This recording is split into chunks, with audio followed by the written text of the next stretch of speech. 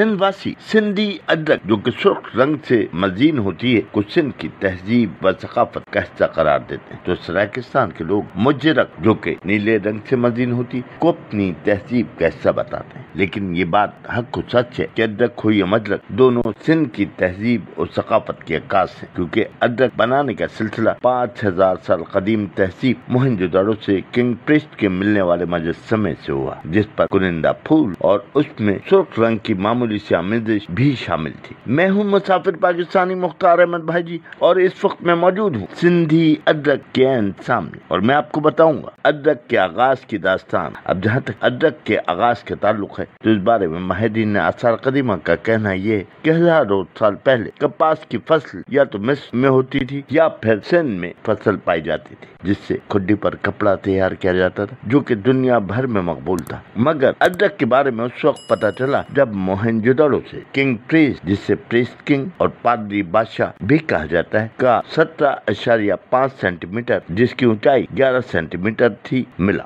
जिसके कांधे पर अदरक न सिर्फ कुनंदा थी बल्कि उसके अंदर सुर्ख रंग भरा हुआ था, जिसे देखकर माहिरीन ने इसे ब्लैक प्रिंटेड चादर करार दिया। जिसके बाद अदरक साजी का आगाज मोहनजोदाड़ो के बाद हुआ, और क्योंकि मुल्तान भी काफी अरसे तक सिंध का हिस्सा रहा, लिहाजा सिंधी अदरक न सिर्फ वहाँ बल्कि दुनिया भर में मकबूल हुई। माहिरीन कहते हैं कि गो के मोहनजोदाड़ो से कोई अदरक तो नहीं मिली क्योंकि कपड़ा जल्द सड़ जाता है, मगर उसके मट्टी पर रंगों के ऐसे नक़ूश मिले जिससे इस बात का अंदाजा होता है कि वहाँ अदरक तैयार होती थी। और इसी बुनियाद पर सिंध के माहौल के मुताबिक सिंध में अदरक जो कि दरअसल ब्लैक प्रिंटेड हुआ करता था, अदरक हाथों से बनाए जाने का सिलसिला शुरू हुआ। लेकिन माहिरीन के मुताबिक आज फरोख्त होने वाली अदरक दरअसल असल अदरक नहीं, माजी में अदरक 100 जड़ी बूटियों से बने रंगों से तैयार होती थी जो गर्मियों में ठंडी और सर्दियों में गर्म हुआ करती थी, और ये अदरक सांस और दमे के मरीजों के लिए अक्सीर का दर्जा रखती।